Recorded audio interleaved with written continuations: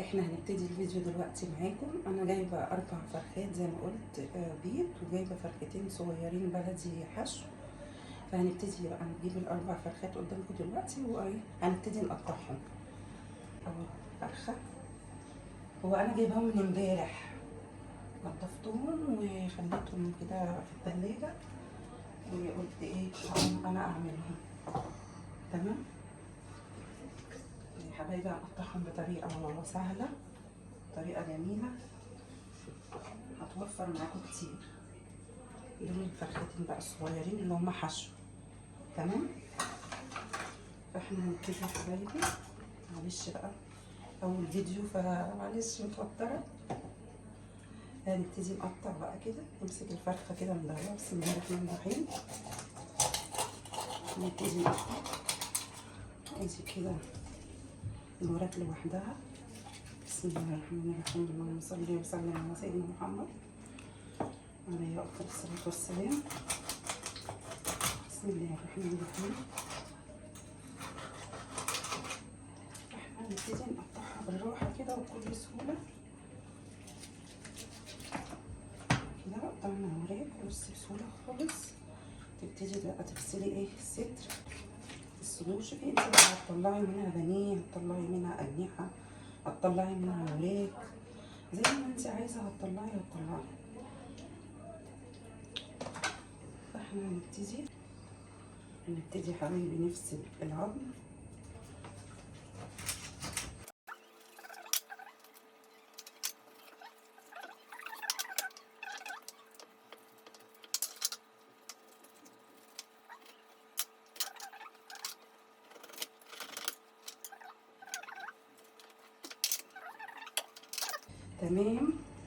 تمام يا حبايبي.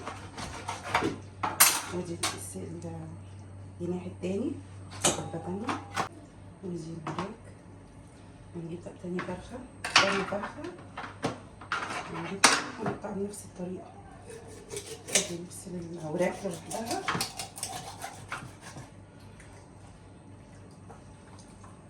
كده نفس الطريقة. والورك التاني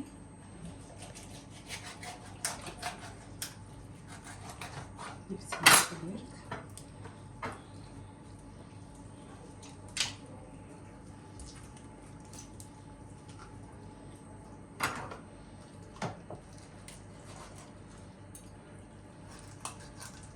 ممكن تطلعي السلسلة دي تستفيدي منها برضو.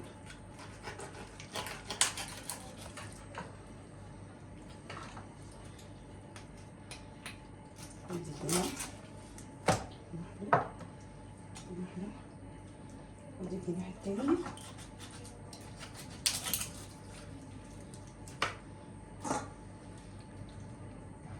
ودي بقى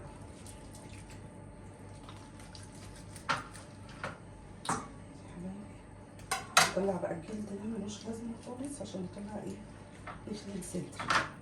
احنا هنخلي الصدر بعد ما نخلص بس التقطيعات، هنخلي الصدر ده كله. نطلع منه شاورما، ونطلع منه بانيه، ونطلع منه حاجات كتير. ماشي يا حبايبي. يبقى تالت فرخه. نطلع بقى الصدور، أجنحة.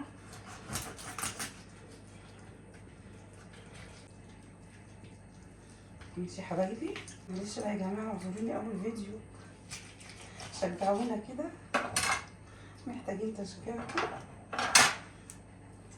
احنا بنستفاد من بعض، انتوا كلكم شاطرين وستات بيوت شاطرين، ودلوقتي كله اتعلم ان هو ازاي يعمل، بس احنا بنعمل مع بعض كنوع من انواع التشجيع.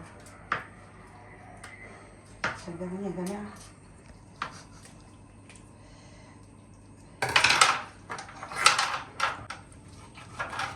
انت لما تجيبي الحاجة وتعمليها في بيتك احسن من الفرارجي.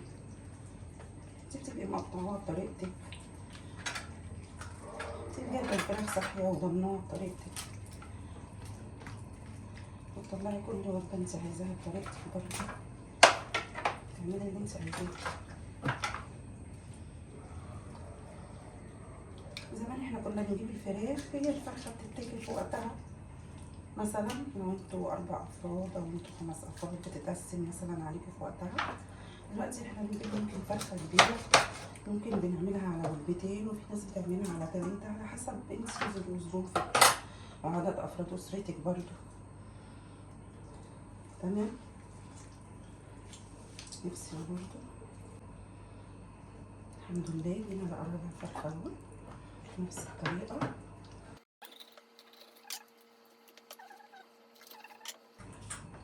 صلوا معانا على النبي يا جماعه عليه افضل الصلاه والسلام. انا بس عشان مستعجله وفاضيه معلش بقى الفيديو هطول عليكم. احنا عملنا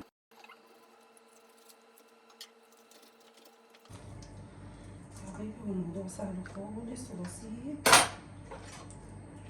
بس ايه عشان اول مره قدام الكاميرا بس فانا معلش متوتره شويه. ماشي يا حبايب قلبي، انا فصلت اهو اول واحد فكانت الكاميرا فاصله. انا هعمل التاني قدامكم دلوقتي اهو.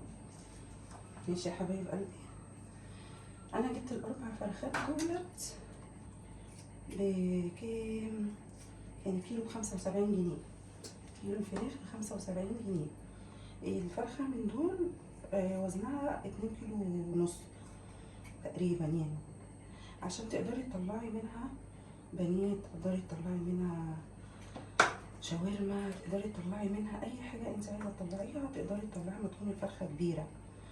لكن لو الفرخه صغيره مش هتديكي اللي انت عايزاه، مش هتعرفي تطلعي منها حاجه، الصدر بتاعها هيبقى صغير ومش هتعرفي تطلعي منها حاجه خالص، ولا شاورما ولا بانيه ولا اي حاجه. فانت لازم تجيبي الفرخه تكون كبيره، والفرخه لما تكون كبيره هي هتوفر معاكي اكتر. تقدري تعملي الوراك مثلا فورمه لوحدها، هتقدري تطلعي مثلا الصدر تعملي منه شاورما، تعملي منه بانيه، فهيعمل معاكي بجد توفير كبير فعلا يعني. لكن الفرخه لوحدها كده ما تعمليها وجبه واحده انت مش هتستفيدي منها. بس احنا بنستغل الفرصه، الفراخ رخيصه نجيب لنا كل يعني كام فرخه كده. زي ما انا جبت الاربع فرخات دول، انا هوريكم بقى عدد الوجبات اللي احنا هنعملها وهنطلعها وكل واحد وحسب افراد اسرته. انت طبعا عارفه اسرتك بتاكل ايه، احتياجاتها ايه، عندك اطفال عندك كبار، على حسب ما انت هتعرفي تمشي امور بيتك. لو في حاجه او حاجه بتاع احنا هنطلعها مع الغسيل. وده تاني ايه، وده تاني ستر كده. الفيديو انا مش عايزه الفيديو يطول عليكم، احنا ممكن نعمل دوت والباقي انتوا عرفتوا الطريقه. ماشي يا حبيب قلبي. انت بقى لا انت وشطارتك بقى في بيتك، انت تعرفي توفري وتعرفي تدبري وتعرفي تشوفي انت محتاجه ايه وبيتك محتاج ايه. يعني الظروف دلوقتي صعبه على الناس كلها طبعا، وبنحاول نوفر وبقدر الامكان نعمل في بيتنا وما نحرمش ولادنا من حاجه، يعني نعمل الحاجه اللي تشبعهم وتفيدهم، وفي نفس الوقت برضو انت محافظه على ميزانيه بيتك. لكن احنا مش كل حاجه. واسألوني انا بصراحه انا كنت دايما اهتم ان انا اجيب واعمل وكده، ما كنتش الصراحه يعني اوفر. انا ولادي كبار، ففعلا يعني الوقت اللي طلع فيه النت وكده علمني حاجات كتير جدا. فبقول يا ريت كان ظهر من زمان، يا ريت الفيديوهات دي كانت جت من زمان، انا اتعلمت منها كتير. تعرفي ازاي توفري، ازاي تعملي ميزانيه لبيتك، ازاي مثلا ترتبي بيتك. في فيديوهات برضه للروتين البيت، ان انت تنضفي بيتك ازاي في اقصر وقت وتخلي بيتك حلو ونضيف وجميل وما يكونش ناقصه حاجه، وبافكار بسيطه وبحاجات بسيطه تقدري تعملي كل حاجه، ما توقفيش حياتك على اي حاجه يعني. نفضي سيب ده لسه ما عملتوش، هنبتدي نعمله. معلش طولت عليكم. ادي الصدر الرابع الحمد لله، خلصنا الصدور. نبتدي بقى نخليها بس ايه، نبتدي بقى نوظفها. احنا عايزين نعملها ايه، نعملها بانيه، نعملها ستريبس، نعملها شاورما، اللي انت عايزاه. ممكن تعملي كوردون بلو، تقطعي البانيه وتفرديه وتدقيه زي البفتيك كده، تعملي كوردون بلو، الاطفال بيحبوا جدا. انت بتحطي له حشوه جميله، بسطرمه، رومي مدخن، لانشون، جبنه كيري، زي ما انت عايزه وانت وظروفك ومقدرتك، متوقفيش نفسك على حاجه. تمام يا حبيبتي. احنا كده خلاص اهو. بصوا كده احنا عملنا الاجنحه، بصوا الاجنحه، بصوا الاربع فرخات عملوا اجنحه قد ايه ورقات. بصوا دول ينفع وجبه كبيره لوحدها، وممكن تعمليها وجبتين. نيجي بقى دلوقتي هنمسك ايه؟ الوراك. تمام يا حبايب قلبي. الوراك دي بقى ممكن تعملي منها شيش طاووق، ممكن تعمليها زي ما هي، ممكن تقطعي الدبابيس لوحدها والقطعه اللي فوق دي لوحدها وجبه برضو. فانتي بتلعبي كده في بس زي ما انت عايزه بتعملي، تقدري تطلعي كذا حاجه. ماشي يا حبايب قلبي. احنا هنمسك كده اول 4 ورقات، انا هقطعهم كده. تمام، 4 ورقات انا هقطعهم 2، الورك 2.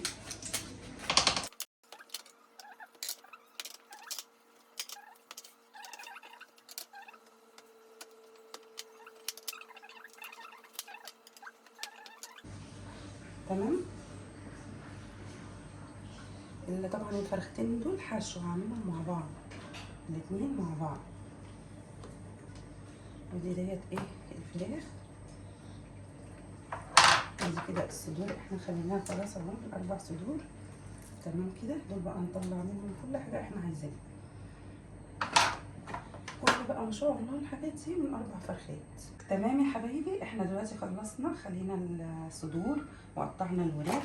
هنبتدي بقى نحط، شوفي انت عايزه ايه. يعني انا عن نفسي الفرختين دول هعملهم مثلا في ايه؟ في وجبه هحشيهم فريك، وتبقى فراخ ايه؟ محشيه بالفريك. تمام. دي اول حاجه. تاني حاجه انا هجيب مثلا كده كده كده كده، احنا 5 افراد مثلا. اجي كده كده. ودي بقى يا حبايبي الطبق التاني كده. بصوا حبايب قلبي كده الطبق قدامنا. احنا ممكن نحط بقى ايه؟ دي بقى فايدة التوفير، ان انت بتعملي على حسب ظروف. بصي الاجنحة ممكن تزودي بيها طبق عادي. نيجي بقى للوراك، احنا هنعمل ايه؟ 4 وراك دول لوحدهم مع بعض. ال4 وراك دول وجبة منهم مع بعض كده زي ما هم حبايب قلبي. تمام كده. كده اهوت. عندي الأجنحة حبايبي. بسم الله الرحمن الرحيم. اللهم صل وسلم وبارك على سيدنا محمد. بصي بقى الأجنحة والوراك بصي عملت لنا قد ايه. دول كده برضه في وجبة ممكن تعمليهم كنتاكي، تعمليهم فراخ مقرمشة، زي ما انت عايزة هتعمليهم. عايزة تعملي في صينية بطاطس، تعملي عليهم شوربة بقى، تعملي عليهم حلة محشي كده حلوة. بصي ما شاء الله كمية انت ممكن تقسميهم لو عدد افراد اسرتك قليل، تقسميهم على طبقين. تمام. احنا دلوقتي هنعمل ايه بقى؟ قدامنا بقى هوريكم دلوقتي كده صدر. احنا ممكن نعمل منه ايه؟ يعني الصدر ده كده نعمل منه ستريبس، والولاد بيحبوه جدا طبعا. انتوا عارفين ان الستريبس ده حبيب ولادنا، كبار وصغيرين على فكرة. فهنقطعه بصوا ستريبس بيبقى ايه؟ بيبقى مليان شويه. ادي الصدر كده، نشوف بقى الصدر هيطلع كميه معاكي. انا كمان مطخناه، انت ممكن ترفعي برضو عن كده. تمام يا حبيبتي. كل واحد بيعمل على حسب ظروف بيته، وظروف بيته ايه اللي يكفيه وايه اللي يقضيه. يعني انا صدر واحد اهو، انت مثلا لو انتوا فردين او 3 انت ممكن تعملي صدر واحد، ممكن تعمليه اهو وجبه مثلا. نيجي بقى كده ننضف. ادي كده صدر واحد. طلعت ما شاء الله كمية جميلة من الايه؟ الستريبس.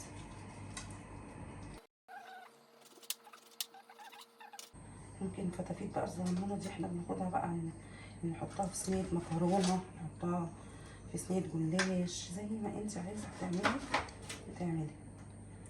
حبايبي بصوا كميه البانيه اللي طلعت من صدر واحد، وطبعا بعد ما تتظبط هتتفرجوا عليها. طبعا بعد ما تتظبط انا هعمل معاكم الوجبات دي بقى وانا بسويها. بسم الله ما شاء الله، الله اكبر. بصوا صدر واحد طلع قد ايه. بس ودي دوت الشاورما.